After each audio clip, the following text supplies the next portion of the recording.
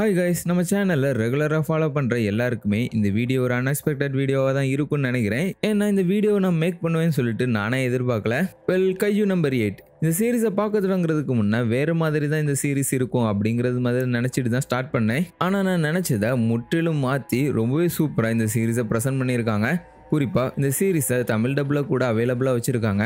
So இந்த review சொல்கிறது மூலமாக வேறு சில பேர் இந்த சீரீஸை பார்க்குறதுக்கு வாய்ப்பு இருக்குது. அதனால தான் அன்எக்ஸ்பெக்டடாக இந்த வீடியோ இப்போ நான் மேக் பண்ணுறேன். நான் உங்கள் கிஷோர், நீங்கள் பார்த்துட்டு இருக்கிறது கிஷோர் பிளேயரும். சேனலுக்கு நியூ கமராக வந்திருந்தீங்கன்னா ரெட் கலர் சப்ஸ்கிரைப் பட்டனை ப்ரெஸ் பண்ணி நம்ம சேனலை சப்ஸ்கிரைப் பண்ணிக்கோங்க. கூடவே பெல் சிம்லையும் கிளிக் பண்ணிக்கோங்க. எங்களோட அப்டேட்டை உடனுக்குடன் வாங்கிக்கோங்க.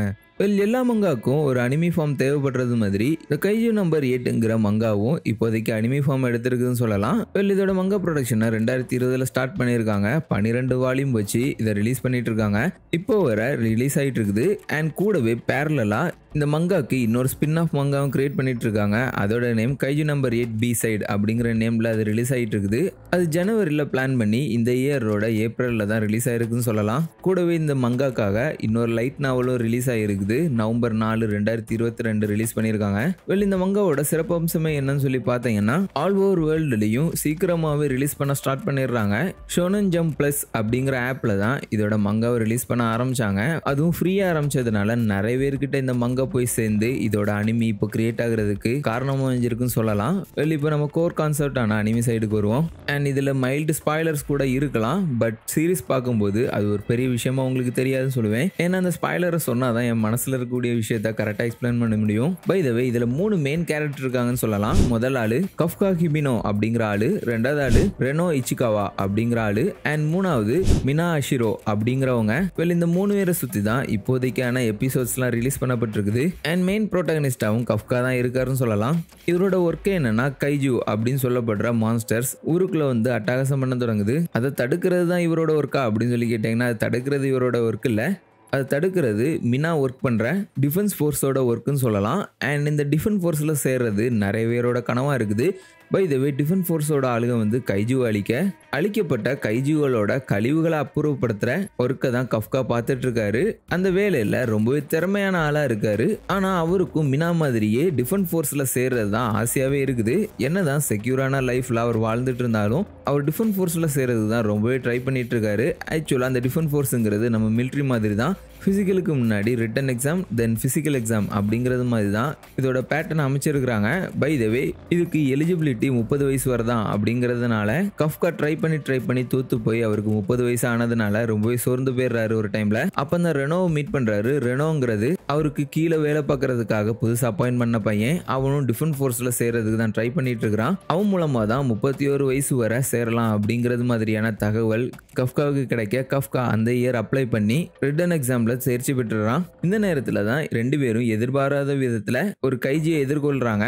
அந்த கைஜுவை இவங்களால தாக்கு பிடிக்க முடியலனாலும் கூட 2 பேரும் ஓடி எஸ்கேப் ஆக ட்ரை பண்றாங்க.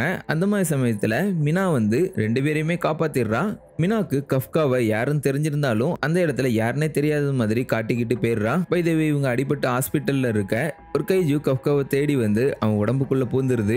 அந்த இடத்துல இருந்து கஃப்கா ஒரு கைஜுவாவே மாறிடுறான்னு சொல்லலாம். அண்ட் இந்த இடத்துல இருந்து தான் இந்த கதையோட பிளாட்டே ஆரம்பமாகுது. இதை தொடர்ந்து கஃப்கா அந்த கைஜுவை கண்ட்ரோல் பண்ணானா இல்ல அந்த கைஜு கஃப்காவை அப்படிங்கிறது தான் இந்த சீரீஸ்ல காணிக்கப்பட போகுது. இப்போதே வர 2 எபிசோடு தான் ரிலீஸ் பண்ணியிருக்காங்க. 2 எபிசோட்ல காணிக்கப்பட்ட விஷயங்கள்ல கொஞ்சமான விஷயங்களை தான் நான் சொல்லியிருக்கேன். சில பேருக்கு இது கொஞ்சம் போரிங்கா கூட தெரியலாம். பட் ஆக்சுவல் எபிசோட்ஸ்ல வேறு சில விஷயங்களும் இருக்குது. சுவாரஸ்யம் குறையக்கூடாது அப்படிங்கிறதுக்காக நிறைய இன்ட்ரெஸ்டிங்கான விஷயங்களை ஸ்கிப் பண்ணிட்டு இந்த விஷயத்த உங்கள்கிட்ட சொன்னேன். பை த வே இந்த அனிமியை நான் பார்க்கும்போது எனக்கு ஒரே ஒரு விஷயம் தான் ஞாபகத்து வந்தது, வெனம் சீரீஸ். கைஜுங்கிற இந்த விஷயத்த அப்படியே தூக்கிட்டு கஃப்காவையும் கஃப்கா உடம்புக்குள்ள போன அந்த கைஜுவையும் சேர்த்து வச்சு பார்த்தீங்கன்னா அப்படியே வெனமை பார்த்தது மாதிரி தான் உங்களுக்கு தோணும்னு சொல்லலாம். அதில் காணிக்கப்பட்ட டைலாக்கள், அந்த கைஜு நடந்துகிட்ட விஷயங்கள் எல்லாமே வந்து எனக்கு வெனமை தான் திருப்பி ஞாபகப்படுத்துச்சு. குறிப்பாக பார்த்தீங்கன்னா அந்த கைஜு அவனோட உடம்புக்குள்ளே போனதுக்கப்புறம் ரொம்பவே பசி எடுத்ததுனால காக்காவெல்லாம் பிடிச்சி சாப்பிட்டுட்டு இருக்கும். இந்த சைடு பார்த்தீங்கன்னா வெனம் வந்து யார் உடம்புக்குள்ளே போனாலுமே உடனே குப்பை தொட்டியை தேடி போயிடுவாங்க. குப்பையில் சாப்பிட்டுட்டு உயிர் வாழ்ந்துடலாம் அப்படிங்கிறது மாதிரி அவங்களுக்கு தோணியிருக்கும். ஸோ இந்த மாதிரி 2-3 சிமிலாரிட்டிஸை இந்த சீரீஸில் நான் நோட் பண்ணேன்னு சொல்லலாம். அண்ட் நான் இந்த கதையை சொல்லும் போது நிறைய பேருக்கு இது சீரியஸான அனிமி அப்படிங்கிறது மாதிரி தான் மனசுக்குள்ளே தோணியிருக்கும். ஆனால் அப்படி நீங்கள் நினச்சிருந்தீங்கன்னா ரொம்ப பெரிய தப்பு பண்ணிட்டீங்க. நானும் இந்த அனிமியோட போஸ்டர்ஸ்லாம் பார்த்துட்டு ரொம்பவே சீரியஸான மான்ஸ்டர் அனிமி அப்படிங்கிற மாதிரி தான் நினைச்சேன். இதோட முதல் எபிசோட ஸ்டார்டிங் கூட அப்படிதான் ஓப்பனிங் ஆச்சு. ஒன் பஞ்ச் மேன்ல எப்படி ஒரு இன்ட்ரோ கொடுத்திருந்தாங்களோ அதே மாதிரியான ஒரு இன்ட்ரோ தான் இதுல நான் பார்த்தேன். ஸ்டார்டிங்லயே மான்ஸ்டர் வந்து ஊருக்குள்ள அட்டகாசம் பண்ண தொடங்குது. நம்ம ஹீரோ வந்து தான் அடிப்பாரு அப்படிங்கிற தப்பு கணக்கு தான் போட்டிருந்தேன். பட் ஹீரோக்கு அடிக்கிற வேலை இல்லை, அடி வாங்கின பொருளோட கழிவை நீக்கிற வேலைங்கிறது அதுக்கப்புறம் தான் தெரிய ஆரம்பிச்சுது. அதுலேயே நிறைய காமெடியான விஷயங்களை கையாண்டிருப்பாங்க. காமெடியான விஷயங்களை கையாண்டாலும் ஹீரோவுக்கு எல்லா விஷயமுமே தெரியும், மலுமட்டி கிடையாது அப்படிங்கிற விஷயத்தையும் கரெக்டாகவே போர்ட்ரேட் பண்ணியிருப்பாங்க. அந்த இடத்துல ரைட்டரோட ஒர்க்கை தான் நம்ம பாராட்டி ஆகணும். ரொம்பவே மைன்யூட்டான டீட்டெயில்ஸை ரொம்பவே அழகாக ஹேண்டில் பண்ணியிருந்தாங்க. சின்ன சின்ன டீட்டெயிலை கொடுத்து இவர் இப்படி தான், இவரோட கேரக்டர் இப்படி தான் அப்படின்னு சொல்லிட்டு வாய் வார்த்தை இல்லாமல் செயல் வழியாகவே புரிய வச்சுருந்தாங்க இந்த சீரீஸில். அது பார்க்குறதுக்கு ரொம்பவே நல்லா இருந்துச்சு. ஒரு சீரியஸான டோனில் சீரீஸ் போகிறது மாதிரியே இருக்கும், ஆனால் இடையிலேயே காமெடிங்கிற விஷயத்த அழகாகவே ஆட் பண்ணியிருப்பாங்க. ஃபோர்ஸ்ஃபுல்லா இருக்காது, ரொம்பவே கேஷுவலா ஆட் பண்ணியிருப்பாங்க. குறிப்பா தமிழ் டப்ல தான் இந்த அனிமையை நான் பார்த்தேன். ஜாப்பனீஸ்ல பார்க்க தொடங்கி ஓகே வீடியோ மேக் பண்ண போறோம், தமிழ்ல பார்த்தோம்னா ஆடியன்ஸுக்கு தமிழ் டப் பத்தியும் சொல்லலாம் அப்படின்னு சொல்லிட்டு தமிழ் டப்ல பார்க்க தொடங்கினேன். அண்ட் தமிழ் டப்பில் பார்க்க தொடங்கின போகிறது தான் இதை நம்ம ஃபஸ்ட்டில் இருந்தே செஞ்சுருக்கலாமே அப்படின்னு சொல்லிட்டு எனக்கு தோணுச்சு. ஏன்னா அந்த அளவுக்கு ரொம்பவே சூப்பராக இதோட தமிழ் டப் பண்ணியிருந்தாங்க. டப்பிங்கை விட இதோட சவுண்ட் இன்ஜினியரிங் ஒர்க் ரொம்பவே ஆசமாக பண்ணியிருந்தாங்க. சில அனிமிகளில் பேக்ரவுண்ட் ஸ்கோர் ஒரிஜினல் ஜாப்பனீஸில் பார்க்கும்போது ரொம்பவே சூப்பராக இருக்கும். அதோட பிஜிஎம் எல்லாத்தையும் டைலாக் கூட மெர்ச் பண்ணி அழகாகவே டெலிவரி பண்ணியிருப்பாங்க. அதை தமிழ் மட்டும் இல்லை வேற ஏதாவது லாங்குவேஜில் டப் பண்ணீங்கன்னா அதோட சவுண்ட் இன்ஜினியரிங் ஒர்க் அந்த அளவுக்கு நல்லாவே இருக்காது. மியூசிக்கோட வால்யூம் ரொம்பவே கம்மி பண்ணி இல்லைன்னா அதிகப்படுத்தி டைலாக் கேட்காம இந்த மாதிரியான குளறுபடிகள்லாம் இருக்கும் சில டப்பிங்கில். பட் இந்த கைஜு நம்பர் 8 அனிமில அந்த மாதிரி விஷயத்த நான் பார்க்கலாம்னு சொல்லலாம். தமிழ் டப் ரொம்பவே ஆசமாக பண்ணியிருந்தாங்க. சவுண்ட் இன்ஜினியரிங் அதோட சூப்பராக பண்ணியிருந்தாங்க. குறிப்பாக கஃப்கா வந்து முதல் டைம் ஒரு கைஜியை எதிர்கொள்வார். அந்த எதிர்கொள்கிற டைமில் ஒரு ஸ்டீல் கிட்டார் மியூசிக் யூஸ் பண்ணியிருந்தாங்க. அப்படி வெறித்தனம் சொல்லலாம். அனிருத் பாட்டு போட்டது மாதிரி அப்படி த்ரில்லிங்காக கொடுத்துருந்தாங்க. அதுக்கு ஓவர்லேப்பாக தமிழ் டப்பை யூஸ் பண்ணியிருந்தாங்க. செம டப்பிங் அண்ட் சவுண்ட் இன்ஜினியரிங் சொல்லலாம். ரொம்பவே ஆசமாக பண்ணியிருந்தாங்க.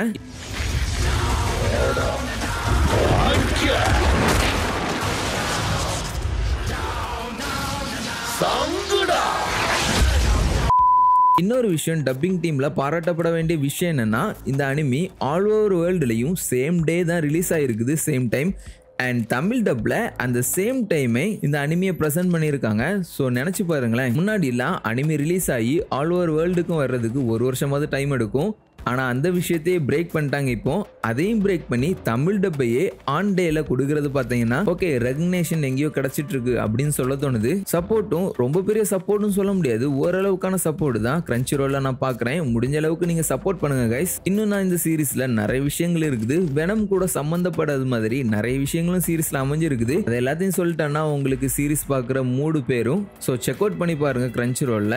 உங்களோட சப்போர்ட் நிறைய இருந்துச்சுன்னா இதே மாதிரி ஆசமான அனிமீஸ் தமிழ் டப் நிறையவே எதிர்பார்க்க முடியும். பை த வே இந்த வீடியோ உங்களுக்கு பிடிச்சிருந்துச்சுன்னா மறக்காம லைக் கொடுங்க. இந்த வீடியோ நம்ம சேனல்ல நிறைய பேர் பார்க்க போறது இல்ல, கோரா பார்க்கக்கூடிய ஒரு சில பேர் தான் பார்ப்பீங்க.